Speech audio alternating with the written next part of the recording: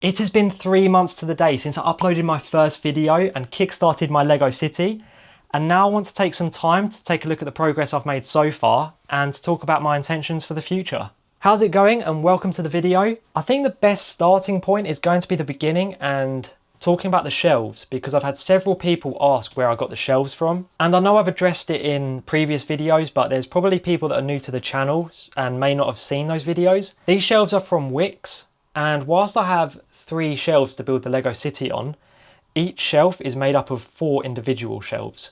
So these 2 shelves down here are going to be harder to show you what I mean. So I'll grab my step ladders and we'll take a look at this top shelf. This top shelf has seen the least amount of progress so far, but I am intending to change that in the near future, but more on that later in this video. Right now, it's just a good place to show you what I mean when I say it's made up of 4 individual shelves. So you can see here there's a cross line. So there's a shelf here, here, here, and here. And each shelf is 1.2 meters wide with a depth of 20 centimeters. So by adding 4 together, it gives me 2.4 meters wide with 40 centimeter depth, which is brilliant for Lego base plates. So the brackets holding the shelves up, they are long enough to stretch most of the way across both of the shelves. And then just to bring it in that little bit tighter, these brackets have been placed because the wood isn't perfect, it does bow. So these just help to, as I say, make it that little bit tighter and to bring the shelves together and keep it as level as possible. And it's done a really great job of it. And I must give credit where it's due. These shelves are up with a lot of thanks to my dad. I'd like to say it was me with my dad's help, but it was very much the other way around. If you could even say that I was much help, but I'd like to think I was. But just to finish up on the point of the shelves, they're from Wix. So yeah, hopefully that answers any questions about where I got the shelves from. Moving on to taking a look at the Lego city itself, I think the best place to start will be this bottom shelf. So at this end, I've got the Natural History Museum. So I bought this on eBay second hand, and it was quite an experience because it was delivered assembled. And so with Jess's help, we set about taking it apart. But yeah, I learned a hard lesson, which is if you're going to take a Lego set apart, then try and organize the parts as you go along. So perhaps keeping all of the parts for the roof together in one bag, and then keeping all the parts for the first floor together in one bag, and this, so on. Whereas, yeah, we just chucked all the parts into one big bag and then had to sort through them and organise them according to colour. Yeah, it was an experience, not one that I would like to repeat, but I'm not closed off to the possibility of getting more modular buildings secondhand and then taking them apart and reassembling them. Then moving along is the Lego Store modular building from the Bricklink Designer Programme series. This is my second favourite modular building in the city at the moment. You'll have to check out the video to see the bumps along the way when I was building it, but overall it was a really fun experience. And I even had the chance to add some customization to it. So in this window is a Star Wars display, and in this one is a Lord of the Rings display. So the Star Wars one has a life-size brick-built Darth Vader, which is represented with the minifigure. And then I bought these custom printed tiles from minifigs.me, and they're of Lego boxes. So this one is a Star Wars Star Destroyer, and the storytelling that I've got in mind is that it's a newly released UCS Star Destroyer with a lightsaber gift with purchase. And then in this window is a Lord of the Rings display. So there's the Shire, Minas Tirith and Barad-dûr. And then this custom printed tile is of the Shire set. Then taking a look inside, these bits here at the front, they are parts that I've now acquired and need to add on to the set. I didn't have them at the time. So yeah, I've got a Millennium Falcon there on display, and then the other mini builds came with the set. So there's a Wally, a red train, which to me represents the Hogwarts Express, and a sailboat. And yeah, like I say, it's my second favourite modular building right now. It was a lot of fun, and there's some storytelling ideas that I have with it. So I'm excited for that time to come. Continuing along is Assembly Square. Now, from what I remember, I wasn't a fan of the build process. There was a lot of bags per number, and there wasn't a particularly high number of bags. So say bag one could have 4 bags maybe, or 5 bags. It was something ridiculous. You'd have to go check out that video and you'll be able to see what I'm talking about. But putting the build process to one side, the result really is something, and they've packed a lot into this. So down here we've got a bakery. On the next floor above that is a dentist, and then above that is an apartment. In the middle is a florist with a photography studio above, and then over here is a coffee shop, a music shop, and a dance studio. And then I thought I wanted to modify the fountain, but once I'd built it, I actually really liked the design, so I've abandoned those intentions. And then between the florist and the coffee shop, there is an alleyway.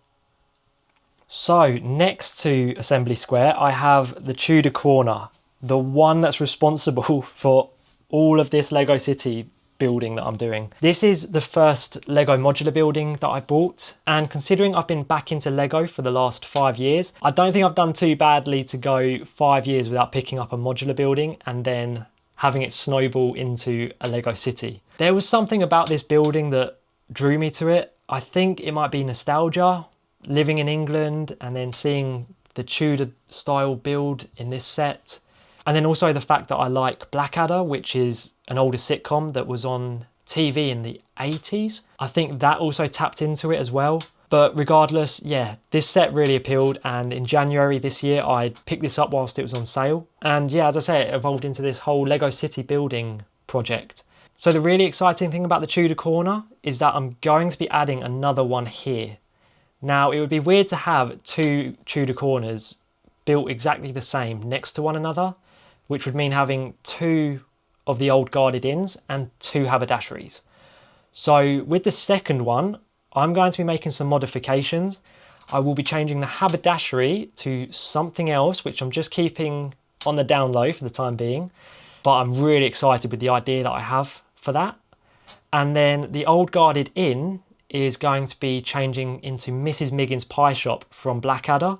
And I am intending to do some other modifications as a tribute to Blackadder throughout the build. And that second Tudor Corner is a project that I'm really keen to get to working on. And then finally on this shelf is the bookshop. This is the second modular building that I purchased, so it's played its role in influencing me to try and build a Lego City. And I just thought it would match really well with the Tudor Corner. I think particularly because of the colour scheme. So yeah, it would be great to get another Tudor Corner over here and yeah, mess around with the rotation a little bit so that it's not exactly the same as one another, and hopefully the way that I do it will look quite nice next to the bookshop here. And looking at this shelf overall, I'm trying to think about how it's kind of going from a touristy kind of area through to a more residential area. So yeah, it'll be interesting to see how this shelf develops over time. The other thing that I'm going to be doing is creating a river that stretches the front of the modular buildings. So I've experimented with 2 of these river plates so far, and just figuring out how they'll connect and how the tiles will be laid out, and just getting a feel for how these are going to look as I build more. This is a project I really want to get around to, because once this part of the shelf is covered, I think the Lego City is really going to come to life. And then, as you've probably noticed by now, I've got some base plates placed in between some of the buildings. So this one's going to be for the second Tudor Corner. And then these half base plates, so there's one there and another over here. These are going to be side streets, and I'm going to try and cobblestone them. Right now, I'm not too sure if I actually want to put one here or not. I'm not sure how I feel about these 2 buildings being separated and how it would look to have a street between them. It'll probably look okay. I might be overthinking it, and once I get around to actually doing it, it'll probably look fine. But over here with the Tudor Corner, this is where it's going to really be effective, because it'll mean that the Tudor corners are actually on the corners. So yeah, adding side streets in between some of the buildings will be a great way to add some detail. Moving up to the middle shelf, this is one that I have been having fun with, but there came a point where I was struggling because I wasn't sure how to place the A-frame cabin on the Mills plate. I was trying to get it to sit on a 1.5 Mills plate, but there just wasn't enough space, so I've now extended it so that it's 2 Mills plates wide. and it's worked a lot better. So I haven't fully tacked it down, but I'm pretty sure this is how I want it to sit. So I've got the log store over here, the A-frame cabin centered with this half base plate here. And then over here, I've been able to give these trees a little bit more space, which has worked a lot better because they just couldn't sit further back towards the wall. The branches were pushing against the wall and it was bowing the tree. Yeah, it wasn't working. So it's worked out for the better. What I've done is create a small extension. So this bit is custom built. So I might be able to take it out just so you can see what I've done. Okay, so this is the part that I built custom, and it's meant that I was able to bring the tree forward, which, like I say, it just wasn't pushing back, and it's worked out really nicely. So yeah, I'm really pleased with the work I did there. And then at the back, I've been experimenting with a rock face. So I've been throwing together burp parts and rock panels, and it looks okay. It's got a lot of detailing that needs adding to it. And I think this top line of rocks is going to have to come forward by a stud or two, because right now it's way too far back.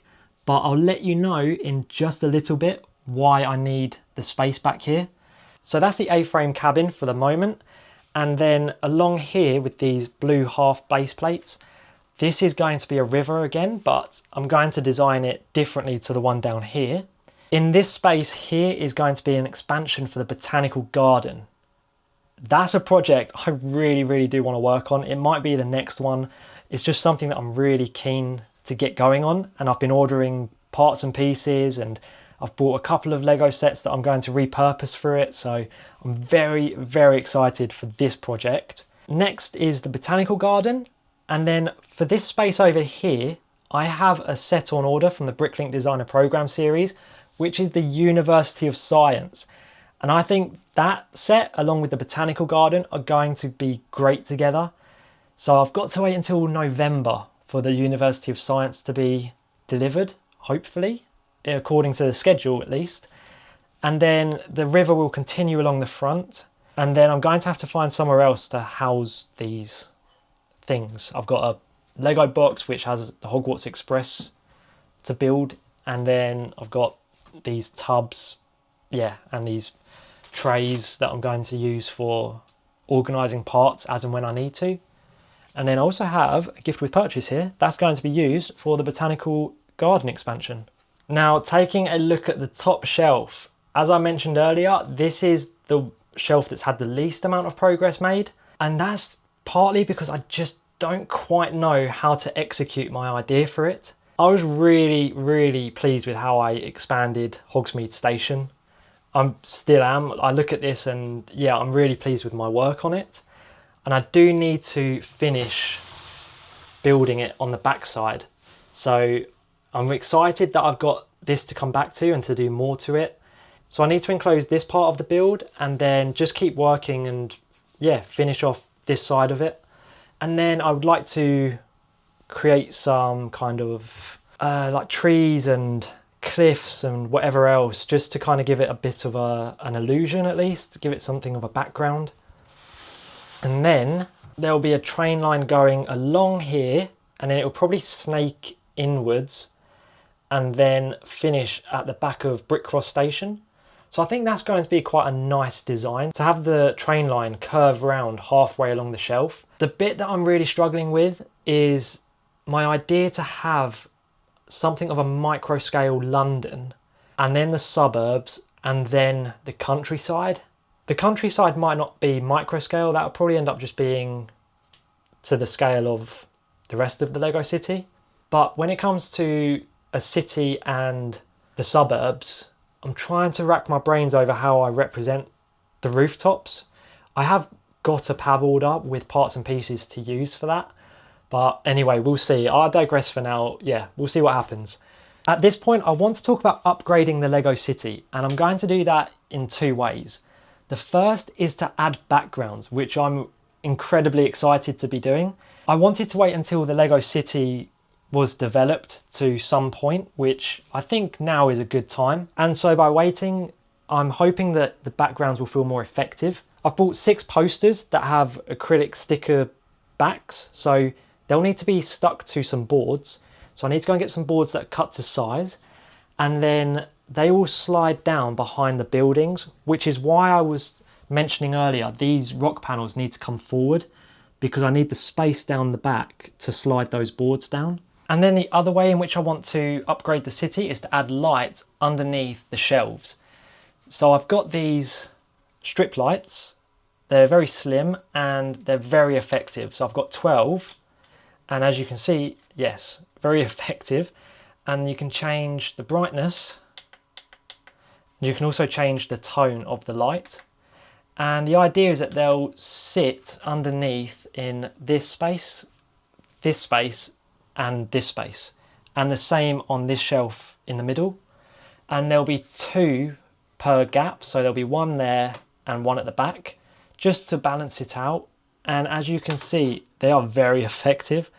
So without the light, and then with the light, and being able to change the tone as well. So it can make it a little bit warmer, and then it will be even better when there's 2 at the top, just to balance each other out. And then before I completely forget, because I forgot whilst we was looking at the bottom shelf here, I'm workshopping ideas for a footbridge. I'd like to have a few bridges dotted along this bottom shelf, and this one here is by no means finalised. I'm yet to decide on the colours and the overall design, but I'm just starting to mess around with ideas that I have and figure out what works and what doesn't. And yeah, there's ideas here that I am liking, but like I say, yet to be finalised, and I'm just going to keep workshopping it. I almost forgot to talk about the light, but thankfully with the power of editing, I can do that now and then include it in the video. This light fixture was new when we were redecorating the area and putting the shelves up. And what's really cool is that I've put colour changing lamps in. So it means that using the Wiz app on my phone, I can control the colour of the lights, and there's even mood settings. So if we take a look, right now we can just change it into a relaxing vibe, and then we can change the colour to just different standard colours. And then the mood settings, there's a fireplace, there's a sunset setting, jungle, Christmas with the green and reds. There's an ocean setting. I really like this one. This one's very relaxing. And then a snowy sky. So a snowy sky, maybe that will be very effective if I'm ever to include a winter village in the Lego city, perhaps on the top shelf. And then one more to look at could be the candlelight effect. And I need to remember that I can use them for videos and thumbnails. It just completely slips my mind that they can change colours. So yeah, I think as the Lego city becomes more complete, and with the addition of backgrounds, these lights are going to be very effective. I think that's it for taking a look at the Lego city so far. Up until this point, I've really taken my time with it, but I've placed so many pad orders and I've got Lego sets that I want to build and integrate that I really do just want to go for it. And that's going to start with adding backgrounds. So stay tuned for that video. In the meantime, thanks for watching, especially if you've made it this far into the video, and perhaps you can consider hitting that subscribe button. Hopefully I'll see you in the next one. See ya.